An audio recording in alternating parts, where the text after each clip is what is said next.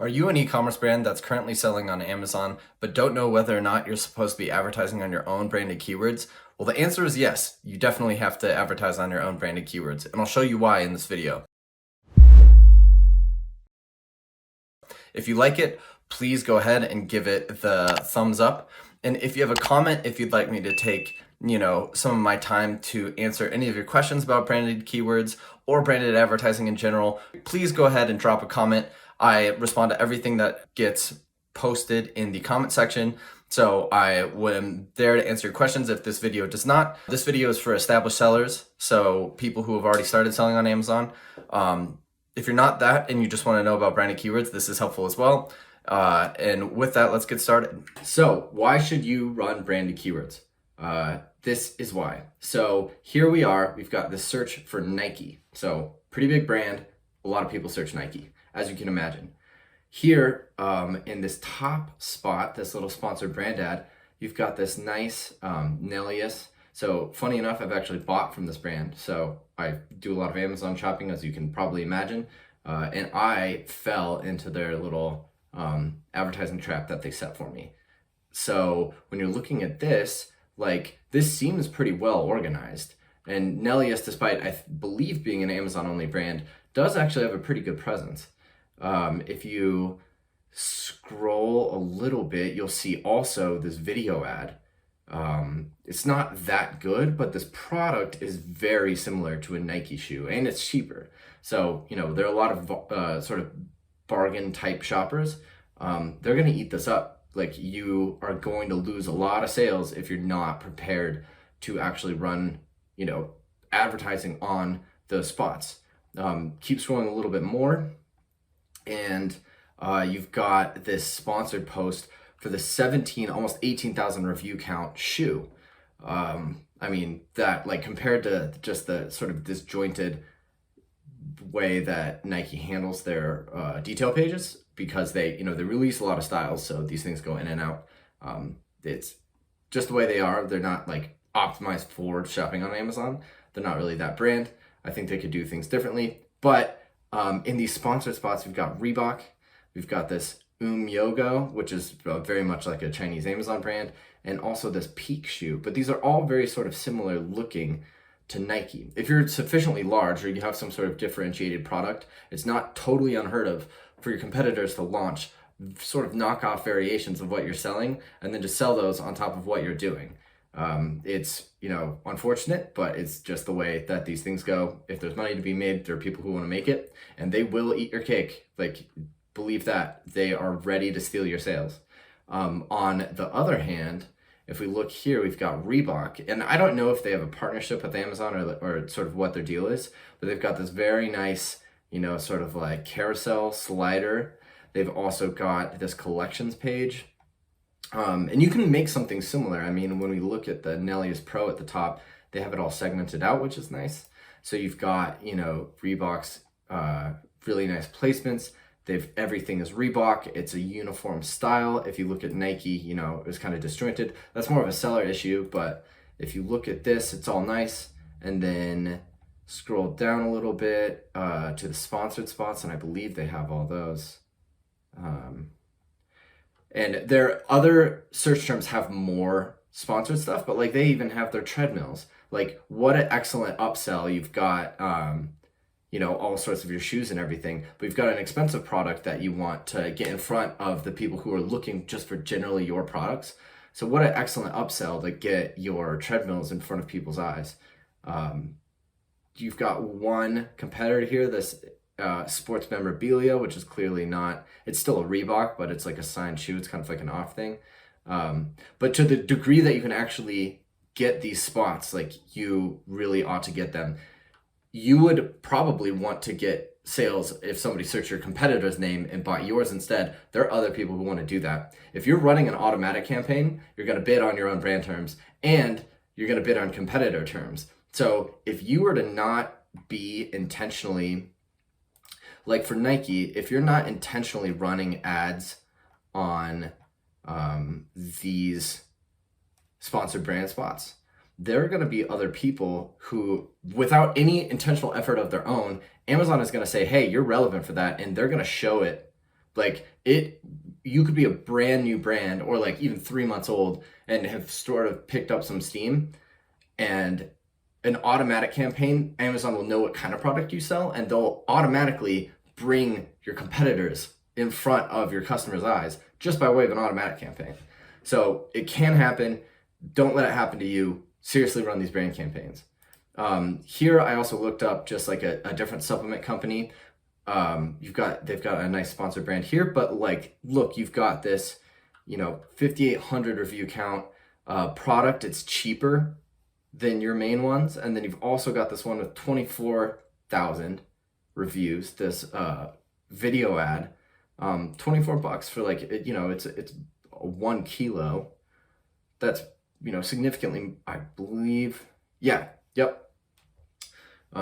Way more than what you're doing over here with like this company BSN with their products. So you've got two very tempting counter offers that are there in the front. And ultimately Amazon is a comparison shopping engine. Like, they might search for your brand, but if they're seeing other products that have really good reviews and a low price, it's not totally unheard of for them to switch their mind at the very last second. So hopefully you're thoroughly convinced at this point that, like, yes, I should be running sponsored brand ads. Very easy way to do that. So here I am, Ship Quick, good old Ship Quick. We've got, our normal campaign lineup. But what you can do is just go ahead. So I have, just sort of really old style campaign build. But what you can do is just go in. I've already named this, so you don't have to watch me do it. I do product name. If you have multiple brands in one seller account, you do brand name, then product name, then ad type. So SP for sponsored product, SB for sponsored brand, SBV for sponsored brand video, and I do SDA for sort of audience targeted sponsor display. And then I also do SDPT for the product targeting spots. And I can show you those as well. So like, I actually am glad that I brought that up because I totally forgot to mention this. But yeah, so you've got here right next to your buy box, right next to it, you've got this other supplement company. Furthermore, here you have another display ad, and you've got even close, like it's right next to some of these other sellers. You've got this other company, really cheap creatine, and they've even got a coupon. They've got like this nice sort of like coupon outline, here that is really, it's really tempting to think like I might want to try that out if I'm looking at $23, $13 save 5%. If you're running a lightning deal too, this will say lightning deal. So if somebody was running a lightning deal, they had a really good price, like it is not totally unheard of for these other companies to come steal your sales. So run branded ads. Every ad type, run branded ads, because you will get your sales stolen. And especially if you've got like something like creatine is a replenishable product. So if somebody steals it and they, don't mind the product, Amazon will be like, hey, do you want to buy that again? Amazon will encourage them to keep buying. So run the branded ads, do it. So what you can do now, really quickly to run, an automatic campaign will hit a lot of the sponsored product spots. If you've got like only 2 minutes and you're not running an automatic campaign, just go set that up. Super simple. But what you can do is, so SB brand, naming campaign, naming convention, put it in a portfolio, depending on how you have it broken out, manual, dynamic bids down, ad group name brand, and then you might do something like Poly Mailer 100 brand. Spelled poly wrong. I'll try that again. And then throw in your products. And then as far as keywords, so sometimes in the suggested space, if you've been running, it'll throw in some branded keywords. All three match types, I like to do them in different ad groups. If you're really in a rush, you can do all three different match types with suggested bids for your own brand terms, and it'll work out just fine. Obviously your brand name, so Ship Quick, Ship, spell that. So 1 word, 2 word, really easy. So if you've been running ads, you can look at that search term report. But if you haven't been doing that, use a tool like Magnet. or any sort of like keyword research tool, put in your brand name and it'll spit you out a result. Like usually they have, you put in your brand name, and then sometimes you can either export that list and then filter it in Excel by contains brand name. The reason I say that is because they'll often get like, so for Ship Quick, since they know we're a poly mailer, it'll include like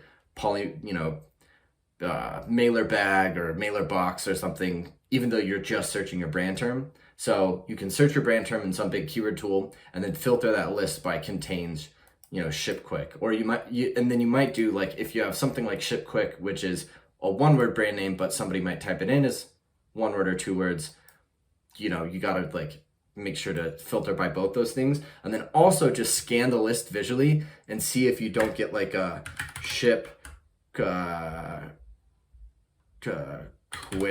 or like a ship quick, something like that. Brand misspellings happen all the time, and you really want to make sure to get those. Once again, that's the kind of thing that an automatic campaign of your competitor would get that is really easy to miss if you're not paying attention.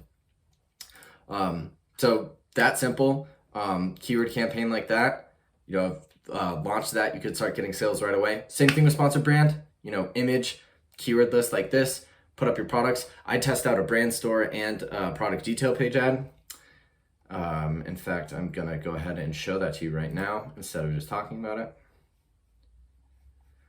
So in sponsored brands, you're gonna wanna do all of these. So I would test, so the product collection and the store spotlight are both competing for this spot.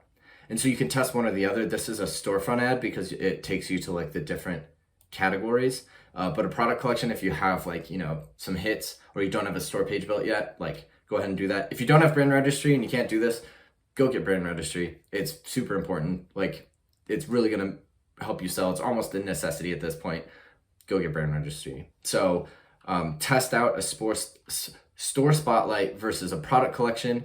Use the same keyword list. And then also, video ads are not gonna compete for the same inventory. But same thing. So exactly what I did, just choose the product and then throw in the keywords. Video assets, I have another video, you can see that over here, where I talk about how to create sponsor brand video ads. Not that hard. There are ways to quickly get video content, and you can launch these kinds of ads. They're really eye-catching. I mean, it almost always makes me stop when I'm shopping to look at a video ad. They're very eye-catching. Like, they do generate sales. We're now generating more sales through the video ads than we are through these banner ads, and the banner ads show up first. Just a little, that's how important these sponsor brand video ads are.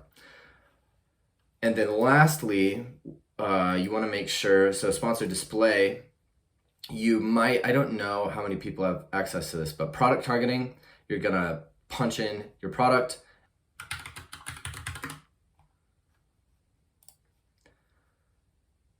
So yeah, there's new optimizations. I always just do conversions. And then you can just go individual products, and then enter a list, put in all your own ASINs, and then just call the ad group,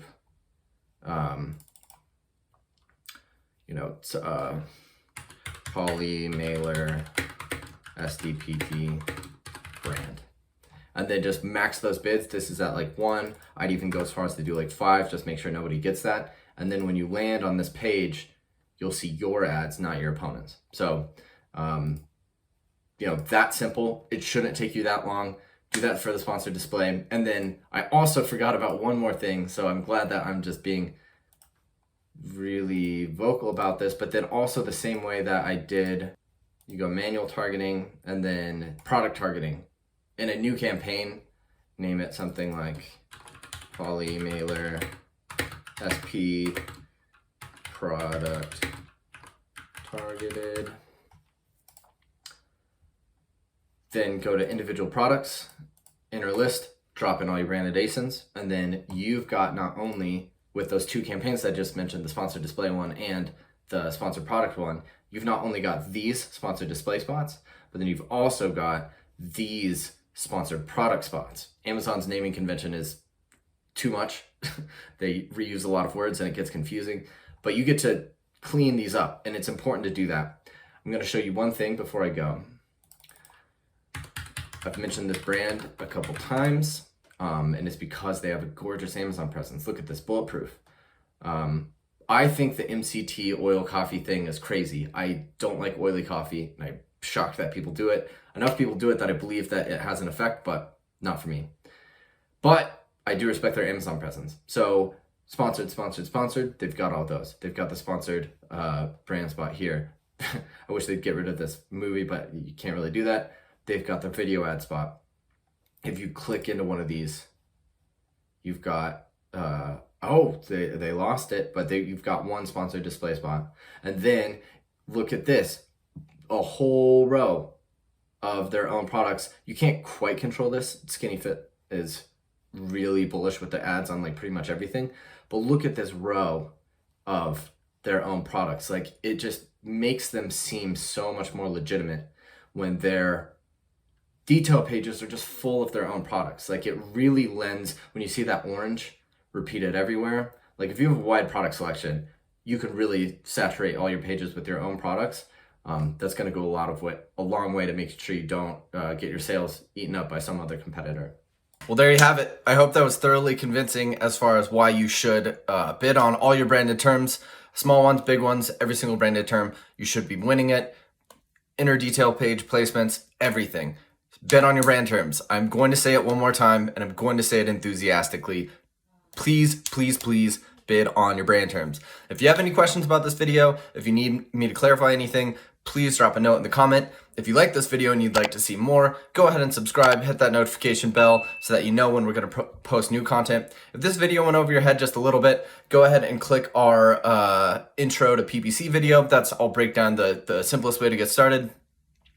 For the new sellers who, this might not make complete sense, that'll get you on your path to understanding Amazon PPC and starting to master this stuff so that you can kill it and start to boost your PPC and total Amazon sales.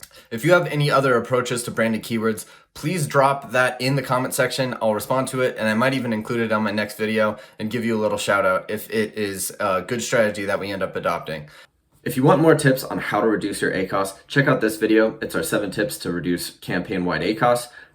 Really helpful stuff. Yeah, you could be saving thousands of dollars just from that video view alone. And with that, happy optimizing, everyone.